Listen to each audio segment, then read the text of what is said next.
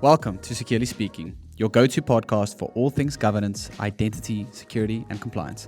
I'm Mauritz, the head of marketing here at Integralis, and I'm excited to dive into another insightful episode with you.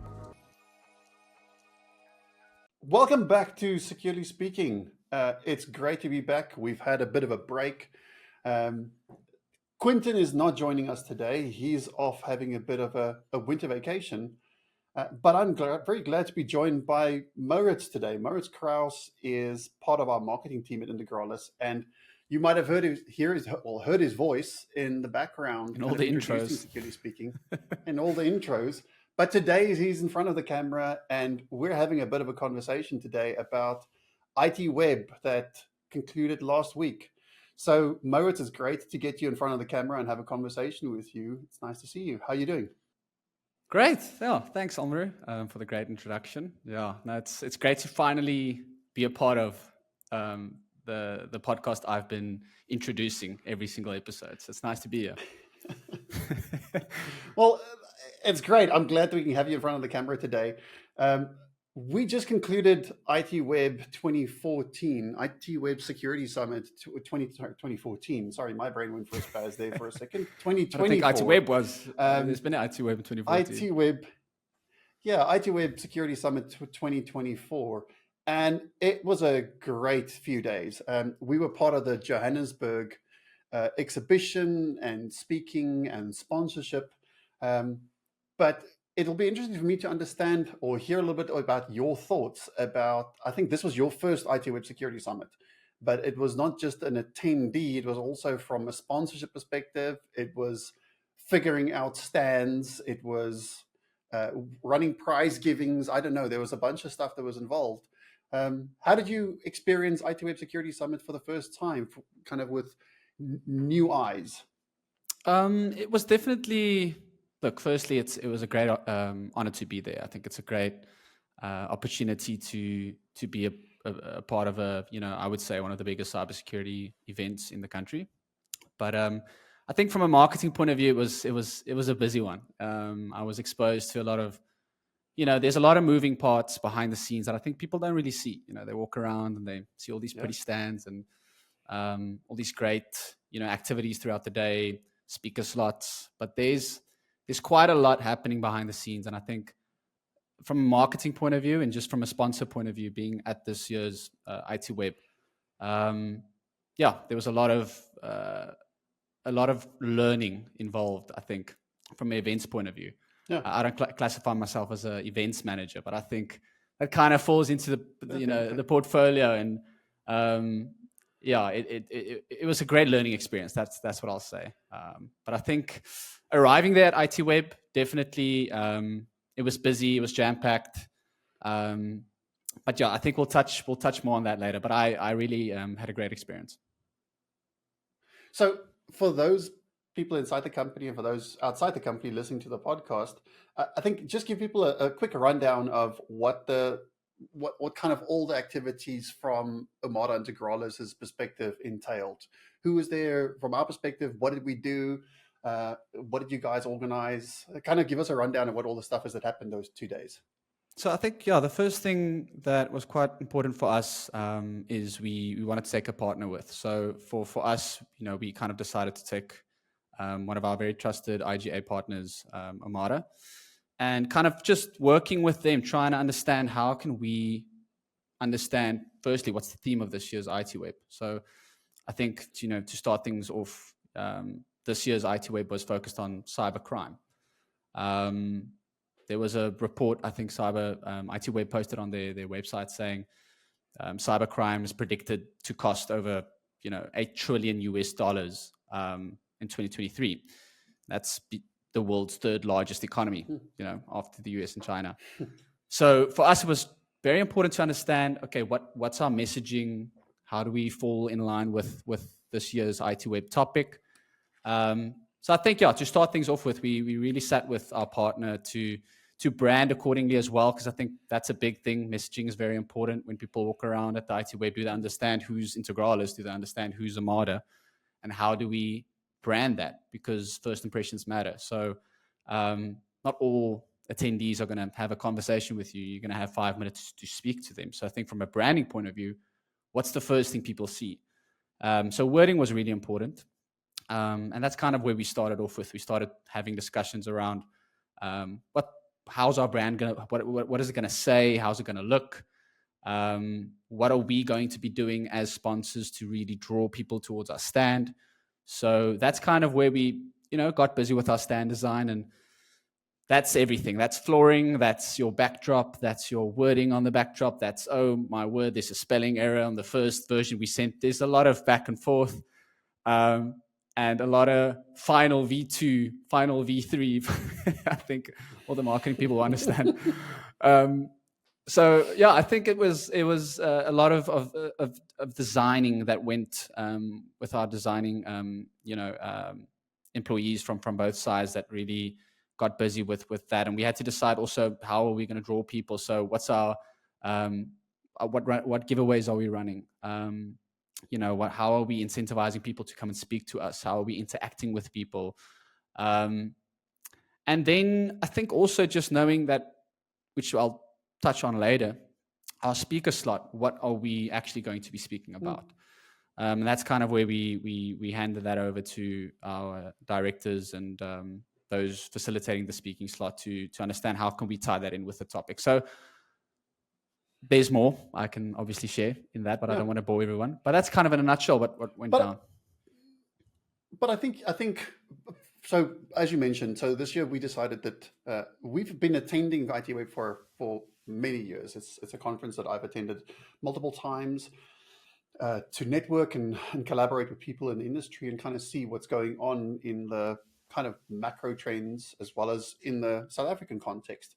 But this year was the first year that we decided that, I think as a company and as a brand, we're at a position where historically, I mean, Integralis is, 16, 17 years old this year. But it's the first time that we're kind of stepping out into the light and being more in the foreground when it comes to visibility around the services and the solutions that we offer. We've always kind of went through partner, and that's also a model that we still follow, but it's something that I think we're changing. So going to ITWeb was important for us. And as you mentioned, we went in conjunction with Amada, and we were very happy and grateful for the support that we got for them and for their marketing team. And we were also very happy to have Sean Brown here, the Vice President of Partnerships. He flew over from Los Angeles, so he's based in the UK, and he just went to Identityverse in Los Angeles and then got on a plane straight away and came here. He's had events week after week. So it was great. He's been busy. So it was great to have him here as well. So I think our main purpose in going to ITWeb was collaborating with partners and with vendors and with customers that are there, but also seeing what is going on in the industry. And I think that was really interesting for me to get that perspective. We'll talk a bit about the trends and stuff like that later on in the conversation, but I just kind of positioning where we, or kind of how we ended up there and decided to spend the time and the money and the effort to go there. That was the big focus. And I think that was really successful. I think you and the team from Amada did a really good job and kind of visually representing the brands and getting our message out there and then collaborating with customers and partners. I think that was really good fun. Yeah. And I think, why don't we, I know this may be not the part of the structure of this session, but maybe let's jump in and talk about those trends because, I don't know if you wanted to start off by mentioning a few. I've got a few that I can mention just thinking about marketing. But did you pick up on any good trends at this year's ITWeb? I think there's it's very difficult. There's kind of, if I give you my personal opinion, let's talk about that for a second. So I think there's kind of three ways to look at it. There's kind of global cybersecurity trends. And I think in that category, that's really interesting because some of those themes did play out in the conversations that we had and the presentations that we saw, as well as some of the vendors that were presented there in the message they brought. And I think kind of the four things that I really saw that was interesting there was the impact of artificial intelligence. And I think that's both from the perspective of people don't necessarily understand what the disruption of the technology is going to be, as well as how they get value from it. There's a lot of stuff in the market about, video generation and Gen AI and kind of chatbots and all these kind of things, and agents that you can speak to. But there's kind of a bit of a void in customers and vendors trying to understand how do they extract value day to day from these tools. Conversely to that, there's I don't want to call it fear, but there's a bit of anxiety around how these tools can change the threat landscape. So there's a lot of conversations about how Gen AI can really disrupt security services and scale attack vectors into customers, and how do we kind of focus on that? So I think AI was a really big topic, kind of on a macro and on a local conversation level. The whole conversation about state or nation state activity and this, call it the tension that's in Ukraine and the tension that's in Israel, this is also filtering down into the cybersecurity conversation with not just national actors and the activity that they have, but also with customers sitting and kind of trying to understand, well, how does this change my procurement? Do I look at buying services from different vendors? Because it's kind of like it's almost a geopolitical conversation in how customers approach their IT spend and the vendors that they use. It's interesting. And I think the last two ones is really the prevalence of misinformation and disinformation, and then the pressures that there is from regulatory compliance across regions. So we have a lot of customers, and I spoke to a few customers at the conference that have regional presence all over the globe. And it's tough because each of these various areas is focusing on regulation when it comes to cybersecurity, but there isn't a convergence in those regulations necessarily. So you would have different legislation in the US that you have in EU, that you have in East Asia, that you have in South Africa and Africa. And there's not really a common standard that's kind of arising. People are using some industry standards when it comes to frameworks, NIST, and these kind of things.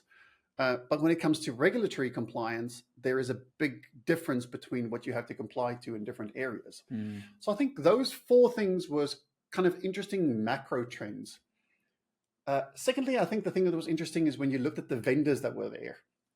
There was a huge amount of vendors there, and it was interesting to see what they're all offering. There was a lot of service providers, managed service providers. There were big, nice sponsors like Cloudflare and BCX. There was a lot of activity and I think focus around visibility and scanning technologies. So you had CrowdStrike and Rapid7 and Tenable and a lot of these platforms that have a lot of scanning and visibility and compliance tools, call it tooling. There was interesting managed service providers around tooling with services. So Arctic Wolf, for instance, that was there that provides SOC as a service through their platform, as well as Snowed, which is a proudly South African local brand. They're out here in Centurion, that offers the same service. So they have platforming that aggregates all your telemetry, tries to interpret it, and then it gives you SOC as a service.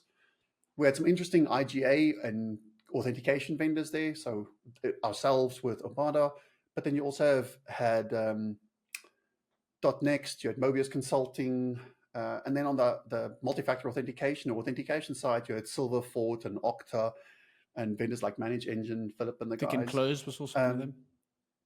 Yeah, so I think it was interesting that there was kind of these grouping of vendors. So you still had the traditional network infrastructure and firewalling, but kind of as you walked around, you kind of had these buzzwords. You kind of had people like, platform visibility, aggregation, scanning. It felt like those were big themes kind of going on. And then again, it felt like every vendor was kind of saying that they have some kind of wonderful implementation of how AI is kind of giving visibility and reducing alert storms and stuff like that. And I think that kind of brought me to the last category of trends that I saw. And that was kind of really the customer. It was interesting to talk to a lot of customers during the event, at the stand and at the different breakout sessions, as well as just at the insane amount of I almost want to call them feeding stations. I mean, the event organizers really took care of No, they us. looked I mean, after there us. was Eh? food. There was food at every corner. So in between the Amazon coffee stand and every table with food on it, there was a lot of opportunity to have conversations with customers, and it was interesting because I kind of picked up on a few things. One, there definitely is pressure on customers to manage the budget that they have. And it's always that interesting thing of when you talk about cybersecurity, the budget's constrained until something breaks, then there's unlimited budget, and then it kind of gets constrained again. But there definitely is pressure. I can pick that up in the way that everybody's kind of talking.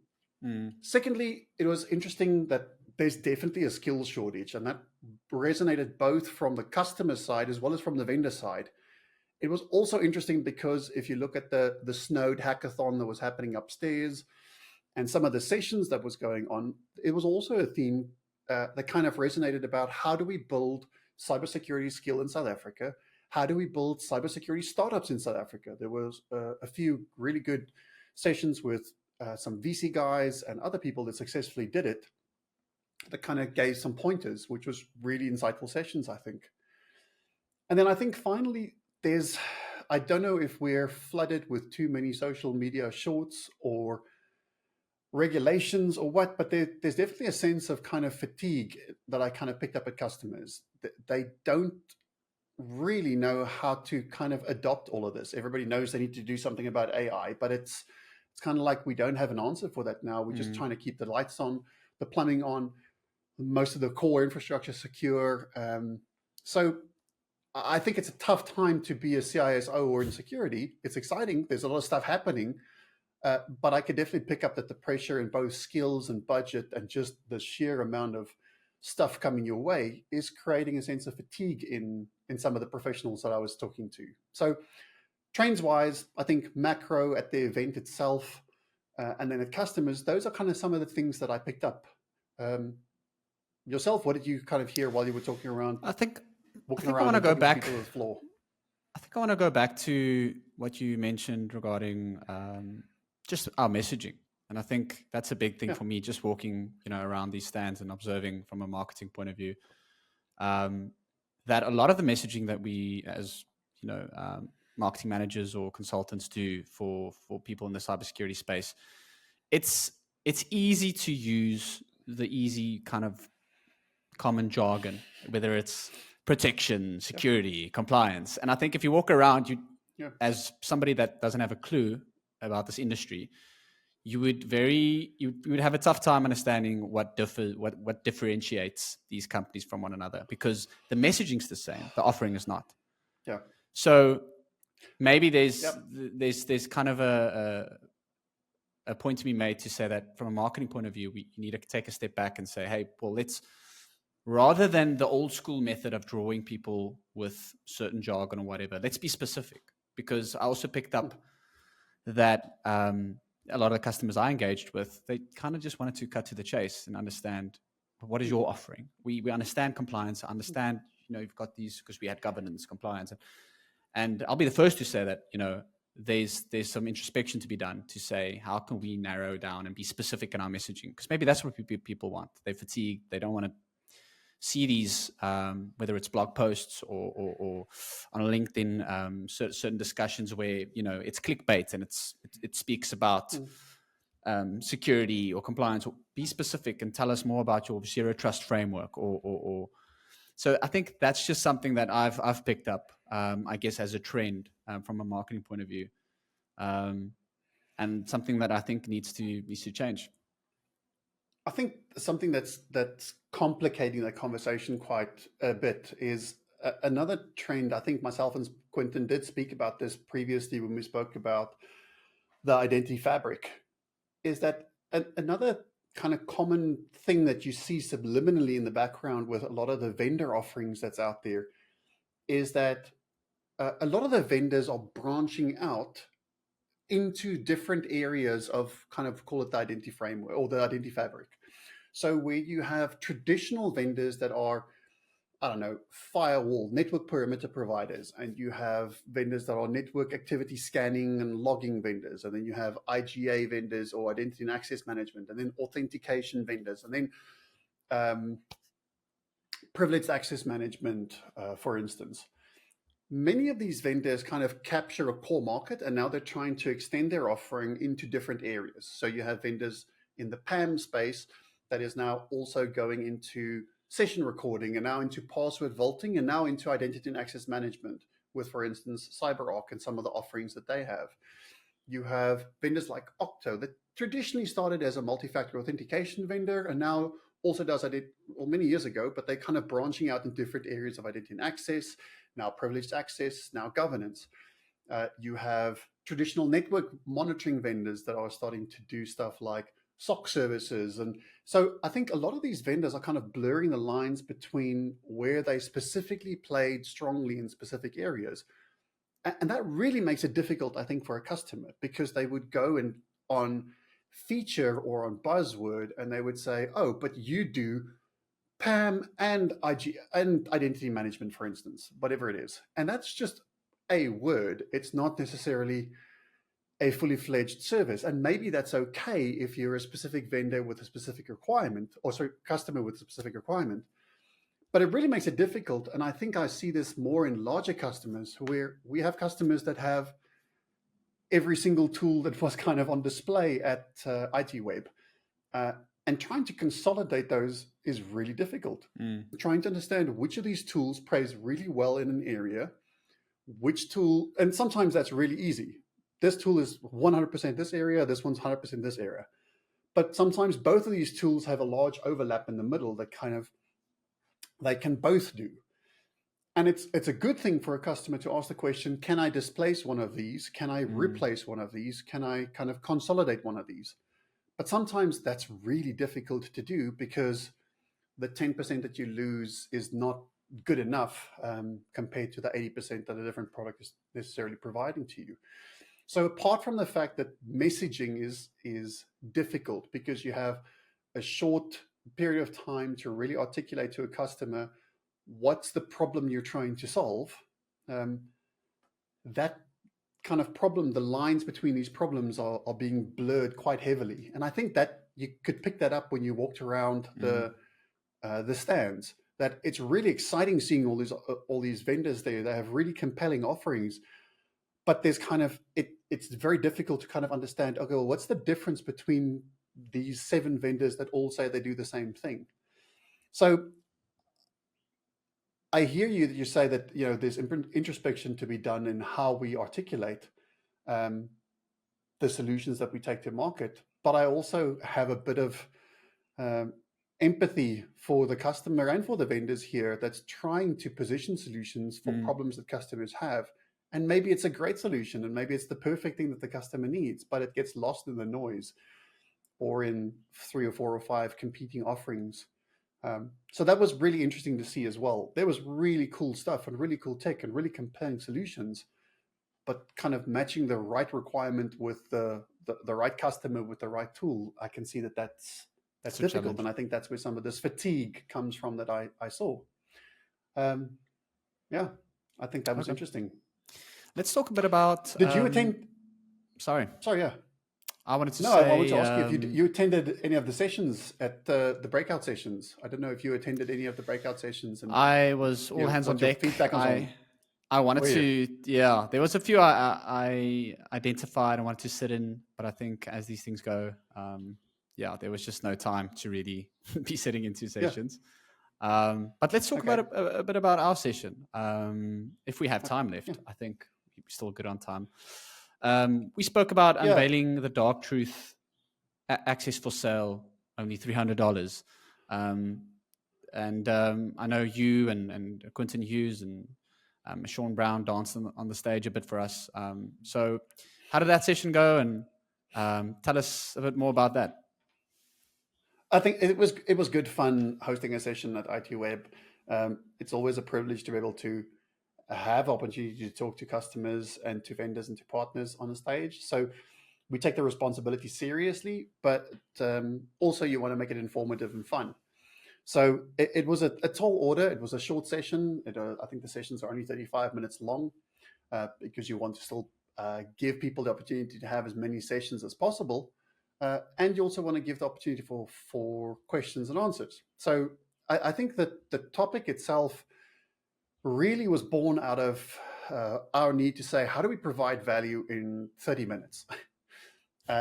And what we found was an actual example of access that was sold at one of our customers. So access brokerage and phishing and the sale of access and sale of identities that gets breached is something that's been happening as long as the internet's been a thing.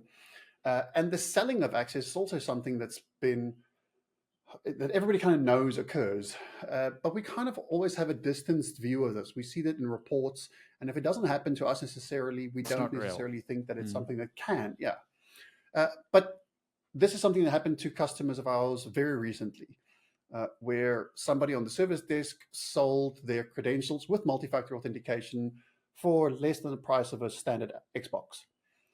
And you kind of go, well, what's the use of getting somebody on the service desk? The challenge is that oftentimes people on the service desk, if there isn't specific controls in place, has the ability to create access, create mailboxes, assign licensing, and reset credentials. They can often reset credentials for anybody from the CIO down to anybody else in business. Maybe they can't reset privileged access credentials, but they can reset credentials for somebody that's got business implication that can have far-reaching implications on financial decisions that gets made or information that gets leaked out of the organization. So this is something that happened at an organization that we work with on a daily basis.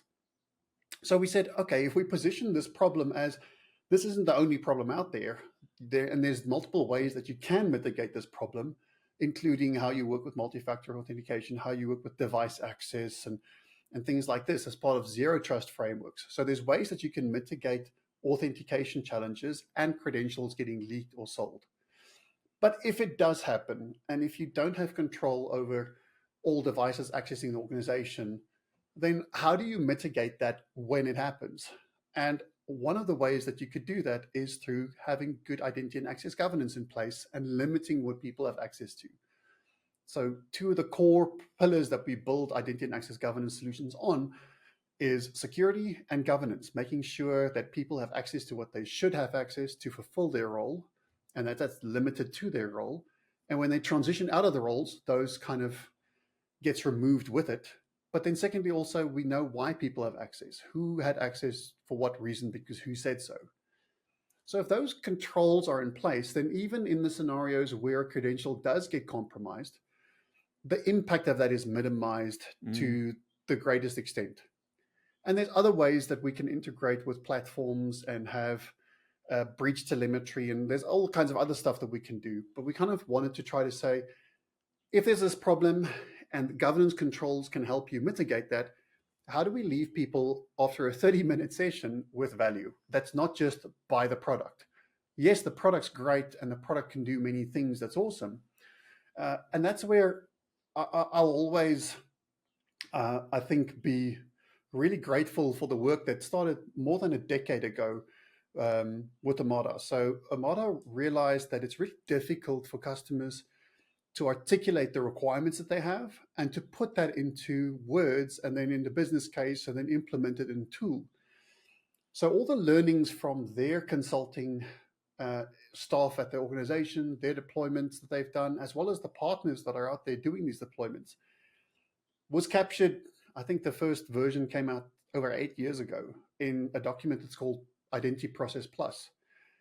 Identity Process Plus, we've spoken about this on the podcast a few times, but it forms the basis of how we have conversations with customers because it removes technology and features from the equation. And it just talks about the program and the requirements that all customers have. So in our session, we spoke about the challenges that we have. We talked about Armada and how it can solve some of these problems, and Saundra did a great job there. And then Quentin introduced customers at the session to Identity Process Plus and Identity Project Plus, two frameworks that we use to map requirements and then to actually drive a successful project that we show value to a customer within 12 weeks. And I think we'll put something in the show notes for this episode. But Identity Process Plus is, I think, something that really has a lot of value for customers to look at. That gives you a framework to look at identity and access and authentication and all the processes and the stakeholders that should be part of that program. And then customers can decide what tooling makes sense for them when they go into that.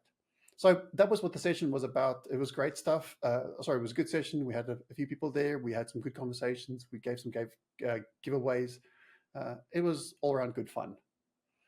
Yep. No, yeah. Well, that's very, very interesting, and I'll make sure to link those resources on this, wherever you're listening, on Spotify or YouTube. We'll have those linked for you guys to view.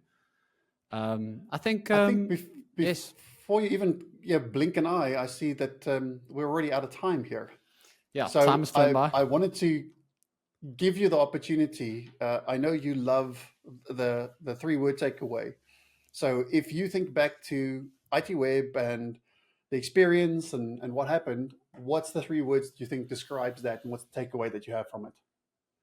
I love 3-word takeaways. Big fan. I think if I had to think of 3 words, I would firstly say informative. This year's ITWeb was very informative. Interactive. Just to elaborate, there was, I think, so many great methods for people to really interact with each stand at this year's ITWeb. I'd love to have spoken more about that. But yeah, definitely interactive. And I think the last one, cold. It was cold. Joburg is a very icy place. So those are my 3 takeaways. How about you, Al? I think on the interactive side, I think the thing that we both enjoyed was the silent presentation from Cloudflare. I think that was really interesting. That was very good. They kind of walked around there with headphones, and you kind of put on your headphones and you could interactively join a session and walk around and have somebody in your ear without screaming at a stand, because the volume was crazy in the hall sometimes when close to 1,000 people is walking around there. I think my takeaway from the session this year is kind of, I had like post-COVID vibes, in the sense that my first word is personal. It was great to interact with customers, interact with vendors, interact with our partners. I really enjoyed being there face-to-face and talking to people. Every now and then I kind of had like, why am I not wearing a mask vibe in the hall? But it was great fun. I think my second word is partnership. We saw a lot of people that we have worked with in the past, that we would like to work with in the future, and that we're currently working with. And the key takeaway for me, for both customer and vendors in the South African context and in the international context, is nothing of this works if there's no partnership. You're trusting the vendor, you're trusting partners that's deploying the stuff for you, and you're trusting the people that operate it from a day-to-day. So that's my second word. And I think my old kind of hyphenated word, or my last one here, is old friends. There's a lot of people that I saw that we worked with 10, 15 years ago. We saw like Warwick and the guys from CCBA. We had a great time talking to Christy and to Mason from Law Trust, which now with Snowed, and Assertia.